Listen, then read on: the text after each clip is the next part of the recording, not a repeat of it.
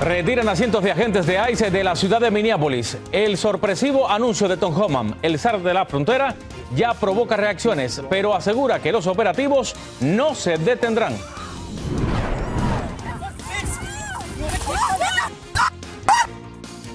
Imágenes polémicas de un hombre contra una estudiante durante una protesta contra ICE. Las acciones inmediatamente se salen de control y ya hay consecuencias.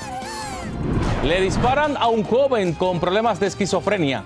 Un llamado a la policía nuevamente pone en cuestionamiento sus tácticas para controlar a enfermos de salud mental. Cada hora que pasa, un mexicano se contagia de sarampión. La alarmante estadística desata una emergencia sanitaria y las autoridades intentan evitar que la enfermedad siga avanzando. Así comienza su noticiero, Estrella TV.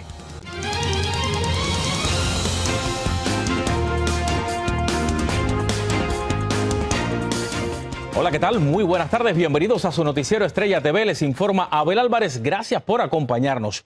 Y mire, iniciamos con el anuncio del zar de la frontera, Tom Homan, de reducir el número de agentes federales que estuvieron durante semanas en operativos migratorios en Minnesota. Como parte de la operación llamada Metro Search, 2,000 efectivos de ICE fueron enviados a principios de enero.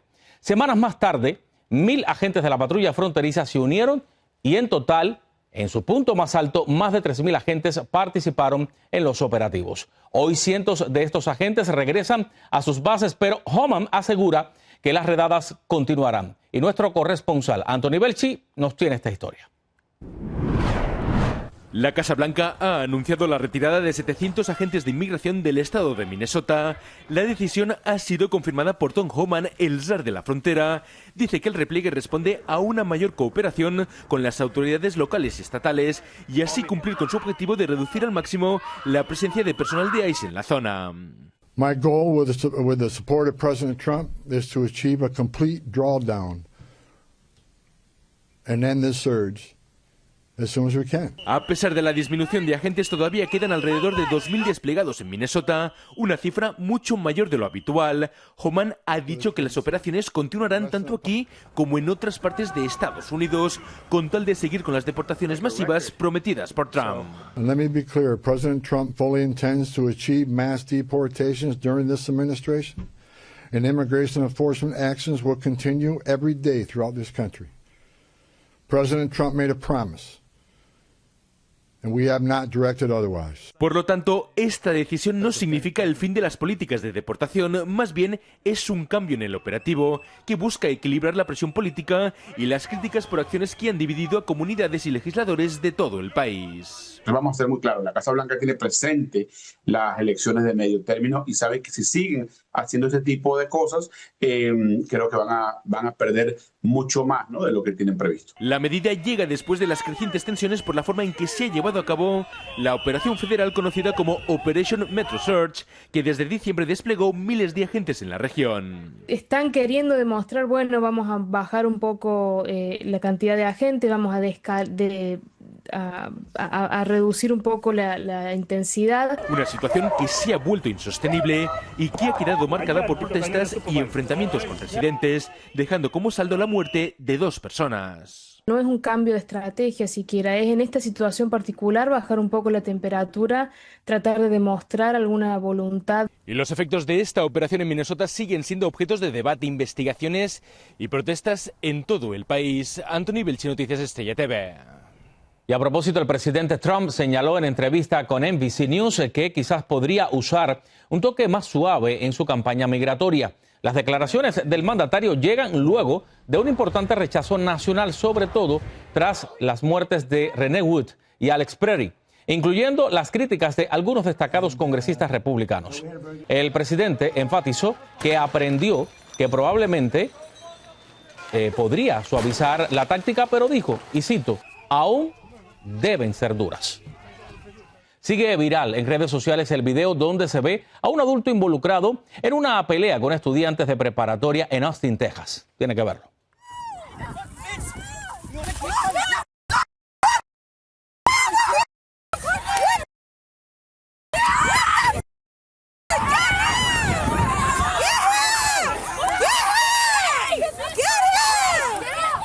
El hombre discutió con una adolescente cuando se llevaba a cabo una protesta contra ICE. Luego la empuja, provocando que intervinieran varios alumnos que lo golpearon hasta que el sujeto logró regresar a su camioneta.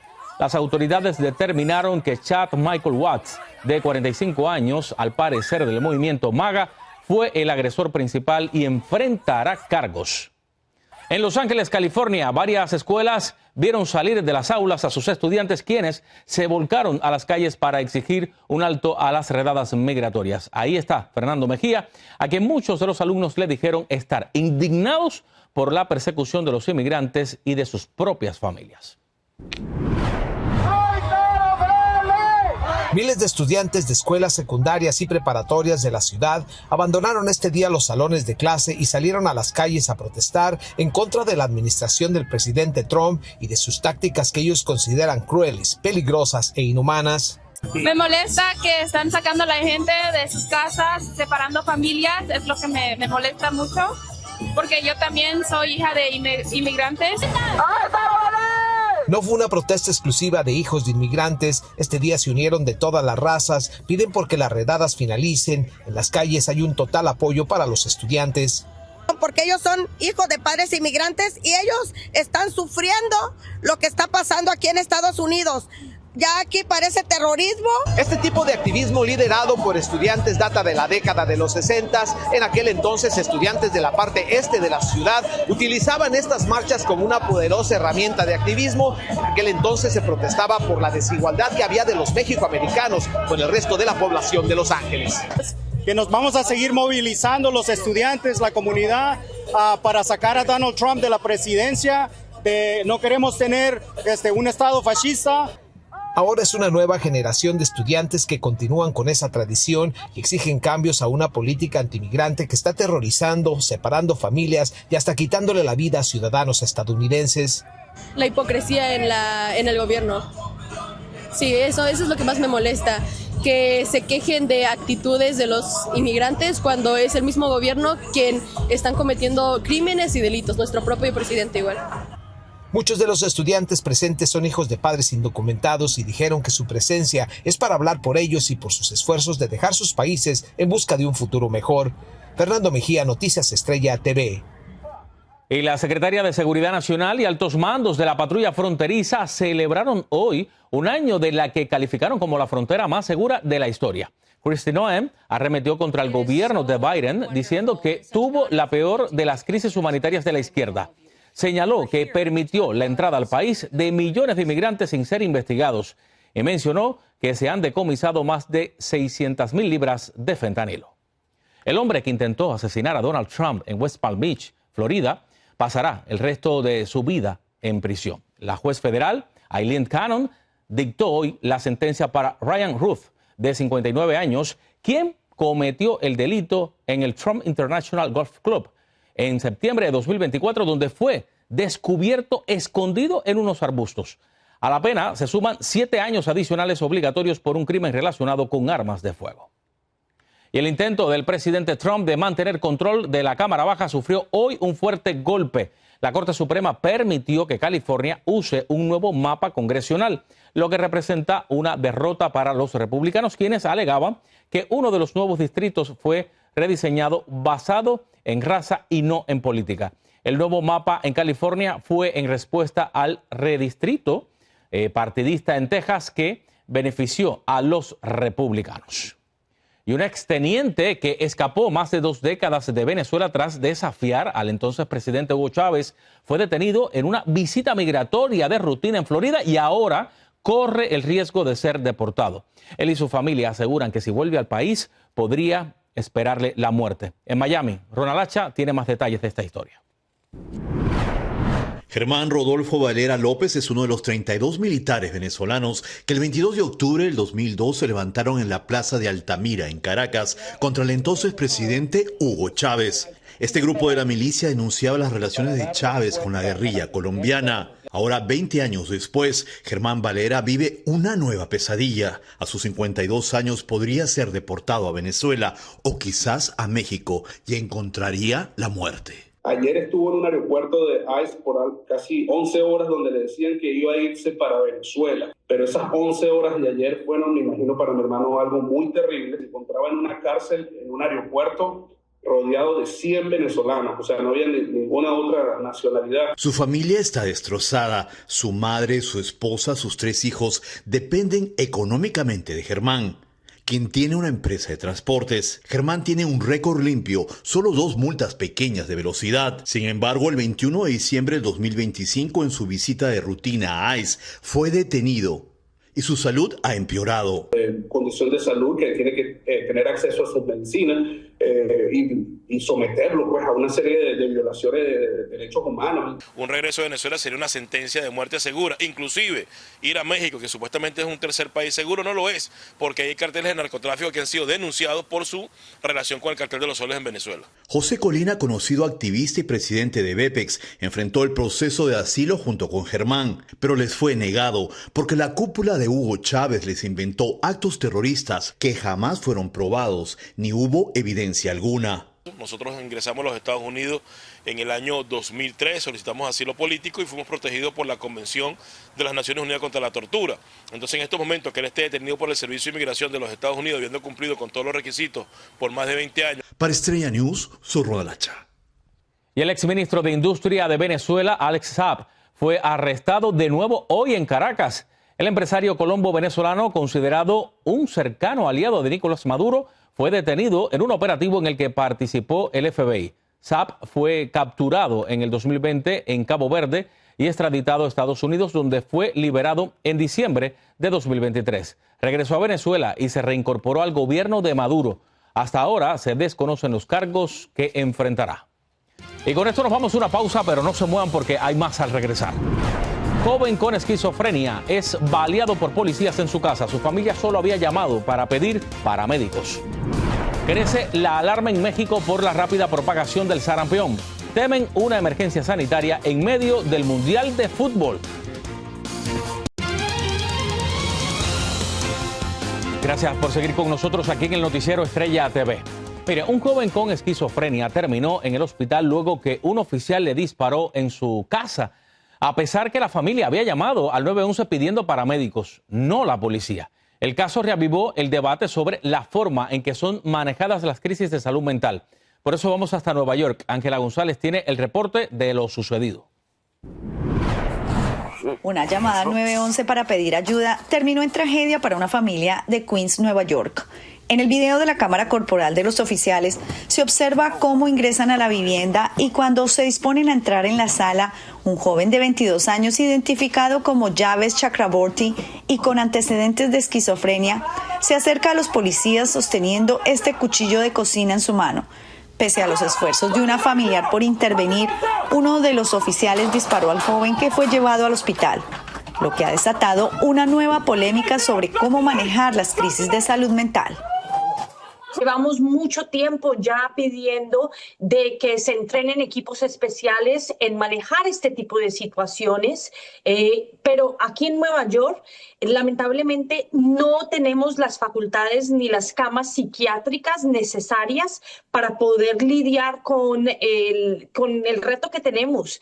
Y es que muchísimas personas, yo creo que estadísticamente uno de cada 5 neoyorquinos está sufriendo de un trastorno mental. El incidente también posa un reto para el alcalde Zohran Mamdani, quien dijo que acelerará su plan para reformar la respuesta a la crisis de salud mental para que la policía no sea el único camino. Our focus has to be on safety. That safety extends to the affected individual, to the family, to the officers, to any additional responding city personnel. El alcalde también enfatizó que Chakraborty necesitaba ayuda médica y no cargos criminales, mientras su familia dijo que no habían llamado a la policía, sino a los paramédicos, como se escucha en la llamada al 911.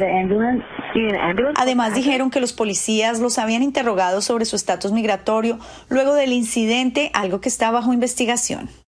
Este no es el primer incidente de esta índole. Win Rosario, de 19 años, murió en marzo de 2024 en su hogar en Queens, cuando luego de llamar al 911 para pedir ayuda por una crisis mental fue abatido por la policía mientras sostenía unas tijeras. Los oficiales no recibieron cargos. Desde Nueva York, Ángela González, Noticias Estrella TV.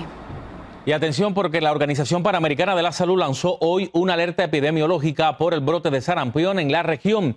Ya hay varios casos en el continente americano, pero el mayor número de casos están en Estados Unidos con más de 2.000 contagios. Canadá con más de 5.000 casos y México que supera los 6.000 contagios. Precisamente en México ya hay tintes de emergencia sanitaria. El problema es que pronto comenzará el Mundial y preocupa que el virus se salga de control con la llegada de miles de visitantes. Vamos hasta la Ciudad de México. Víctor Blázquez tiene el reporte de esta alarmante situación en el país. En México existe preocupación por el incremento de contagios de sarampión en el país. Los expertos calculan hay un contagio por hora, por lo que se solicitará a todos los visitantes que lleguen al Mundial de Fútbol tengan la vacuna para evitar que los casos activos de esta enfermedad se incrementen y se puedan salir de control.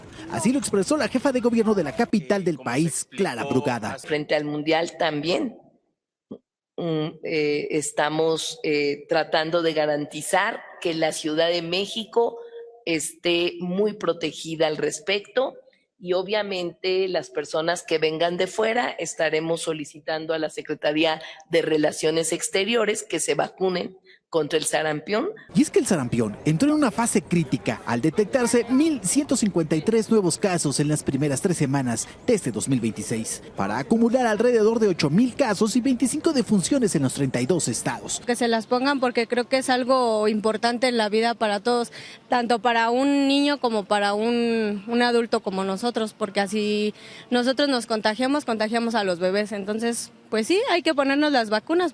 Preocupación sí más para los niños, porque si no se cuidan sí es grave para ellos. El sarampión es un virus altamente contagioso que provoca fiebre, tos, conjuntivitis y erupciones en la piel acompañadas, en algunos casos, de complicaciones graves de neumonía, infecciones en los oídos e inflamación del cerebro, que raras veces deriva en la muerte. Pues veo a la gente como angustiada consiguiendo las vacunas. A pesar de que ahorita está ligeramente escasa, la mayoría de las veces no es mortal el virus, pero sí es peligroso, más en las personas que no están vacunadas o tienen el esquema incompleto. La preocupación de las autoridades no es para menos, y es que las ciudades de México y Guadalajara van a ser sedes mundialistas. Y esta última, la de Guadalajara, concentra la mayor cantidad de casos de sarampión, con más de 1.000. En Ciudad de México, Víctor Blázquez, Noticias, Estrella TV. Y hoy se registró un récord de temperatura mínima con 0 grados Celsius en Indio Atuey, Cuba. Ahí mismo el termómetro estuvo en 1.4 grados, lo que no había ocurrido en 30 años, según el Instituto Meteorológico de la isla. La anterior marca era de 0.6 grados, que se registró el 18 de febrero de 1996 en Bainoa, cerca de La Habana. Esto se debe a un sistema de altas presiones migratorias asociado con una masa de aire muy frío y seca de origen ártico. Y miles de habitantes en el sur de España tuvieron que abandonar hoy sus casas debido a las peligrosas inundaciones que ha causado la tormenta Leo. Cientos de residentes ya no pudieron evacuar debido a las caudalosas corrientes de los ríos desbordados que pasaban junto a sus viviendas. Muchos perdieron la electricidad y se teme que la situación empeore. Por ejemplo, en Andalucía, 14 ríos y 10 presas están bajo un riesgo extremo de desbordarse. Vamos con esto a otra pausa. Cuando vuelva, hay más. Una simple parada de tráfico por poco le cuesta la vida a un policía estatal. Tenemos las impactantes imágenes. Lo que eran risas entre un grupo de turistas se convirtió en terror. Un elefante se volvió loco y los atacó. Y ahora mire esto, un policía estatal estuvo a punto de morir durante una parada de tráfico en una carretera congelada en Nashville, Tennessee. 97 and a 70, what's the reason for that? El agente hablaba con un conductor que manejaba 97 millas por hora cuando un vehículo se estrelló con su patrulla, que a la vez chocó con el auto en el que él estaba de pie del lado del pasajero. Tras el impacto, el oficial solo sufrió un tremendo susto, pero no resultó herido. En momentos de terror vivieron hoy varios turistas cuando un elefante embistió el jeep en el que realizaban un safari en Tanzania. Míralo.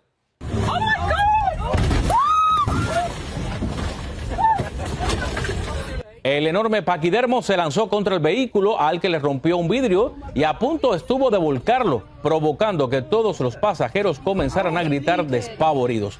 Después del impacto, los turistas urgieron al conductor que se fuera rápido de ahí, temiendo que el elefante los volviera a atacar. Y vuelve a la escena la tarántula Charlotte, que el año pasado adivinó cuál equipo ganaría el Super Bowl el domingo. La araña fue puesta sobre un balón, se bajó y se dirigió hacia el banderín de los Halcones de Seattle. Así que al parecer la suerte de los Patriotas de Nueva Inglaterra está echada. El año pasado Charlotte, quien vive en el zoológico de Brooksville en Chicago, predijo que las Águilas de Filadelfia ganarían y así sucedió. Con esto me despido. Soy Abel Álvarez. Gracias por acompañarnos.